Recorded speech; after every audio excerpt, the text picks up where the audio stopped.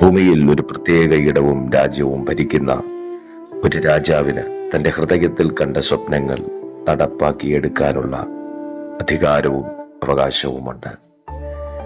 എന്നാൽ ചില സ്വപ്നങ്ങൾ രാജാക്കന്മാരെ പോലും അസ്വസ്ഥപ്പെടുത്തുമ്പോൾ, ചില ചിന്തകൾ രാജഹൃദയത്തെ പോലും അസ്വസ്ഥപ്പെടുത്തുമ്പോൾ, ദൈവത്തോടുകൂടെ ചേർന്ന് നിൽക്കുന്ന ഭക്തന്മാരെ ദൈവത്തിന്റെ ഹൃദയ പദ്ധതികളെയും സ്വപ്നങ്ങളെയും നടപ്പാക്കിയെടുക്കാൻ ദൈവം ഉപയോഗിക്കുന്നു.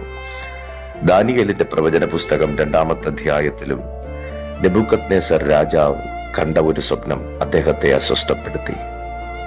അതേ കണ്ട സ്വപ്നം പോലും തന്റെ ജീവിതത്തിൽ ഒന്ന് ഓർത്തെടുക്കാൻ പോലും കഴിയാതിരുന്നപ്പോൾ ദാനിയേൽ എന്ന് പറയുന്ന അഭിഷിക്ത മനുഷ്യനെ ദൈവം കൊണ്ടുചെന്ന് ആ സ്വപ്നത്തെ ഓർമ്മിപ്പിച്ച് വ്യാഖ്യാനിച്ചു കൊടുത്തു.